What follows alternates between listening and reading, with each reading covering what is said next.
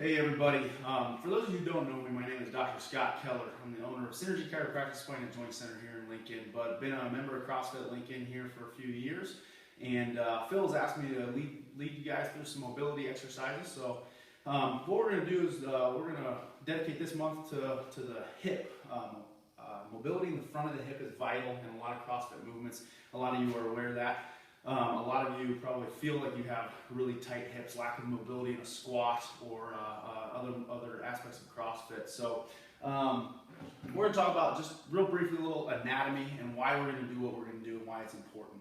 So right here we have my spine with the pelvis attached. So we're concentrating today on the front of the hip or the anterior chain, hip flexor muscles basically. Now when we say hip flexor, you know, we can get pretty complicated as far as what's the true hip flexors, and there's multiple muscles that do flex the hip and become tight in the front of the hip. With a lot of us in today's society, if we sit all day long, we're in a constant shortening of those hip flexor muscles, and so if we're not properly mobilizing them, they're going to impact our mechanics and how we move on a daily basis, especially when we're working out. So basically what we're going to talk about today is two primary muscles, the rectus femoris, which is the primary quad muscle going all the way up from your knee to the front of your hip, and then the iliopsoas muscle, which is kind of known as the primary hip flexor muscle.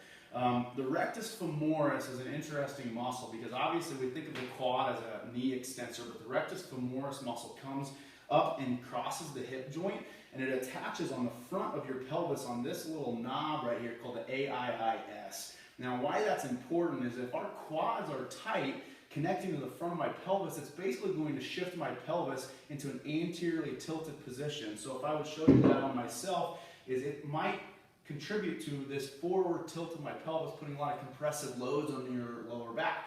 Maybe you feel like you always have lower back pain, tightness. It might be coming from a tight rectus femoris. Now deeper to that is the iliopsoas, which the anatomy of that muscle is very interesting in and of itself. So it's the primary hip flexor muscle. It attaches on the inner part of your groin or your femur here, crosses up through the pelvis, and actually attaches directly on your lumbar vertebrae. So if it's tight, which in a lot of us it is again, it's going to really impact the lumbar spine itself, also contributing to this anteriorly tilted pelvis and a lot of compressive force on the lumbar spine as well.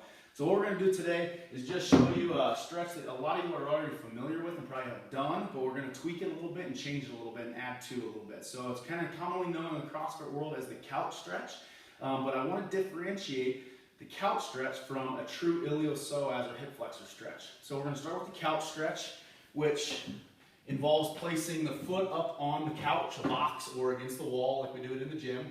Couple important points here.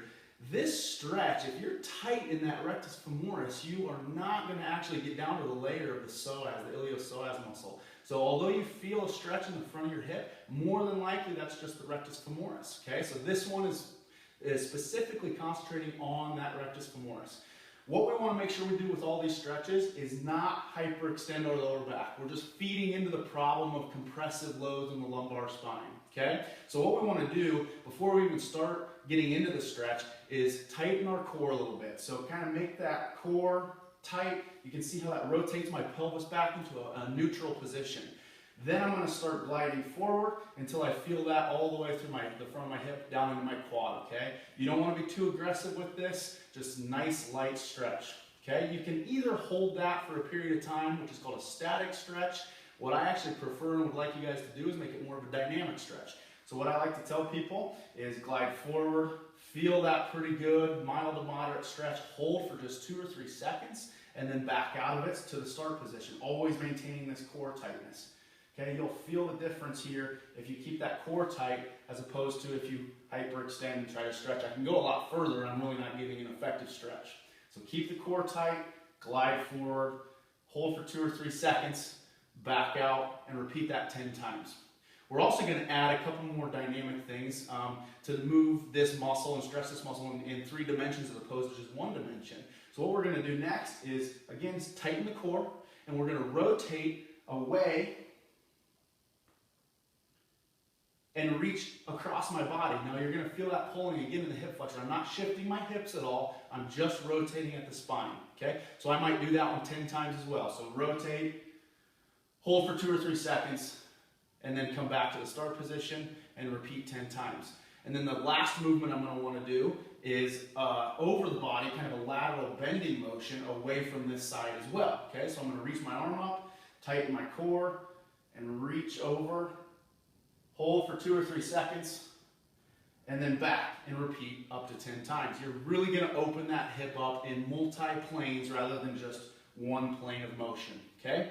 All right, so that, once again, is the rectus femoris specific calf stretch. In order to hit the iliopsoas, we're going to take the flexion out of the knee. So by taking that flexion out of the knee, we're decreasing the amount of tension we have on the quads, and therefore I can get deeper into my hip. Okay? So I'm going to just keep my foot on the ground, same position, same exact principles, tighten my core a little bit. I already feel it pulling a little bit in my hip. I'm going to glide forward, maintaining this neutral position in my core and my pelvis, hold for 2 or 3 seconds, and back out. Repeat that 10 times, and then we're going to go through the same 2 motions. So to make it a little bit more what we call tri-planar, 3-dimensional stretch, I'm going to rotate, hold for 2 or 3, repeat that 10 times, and then I'm going to laterally bend. And repeat that, once again, up to 10 times.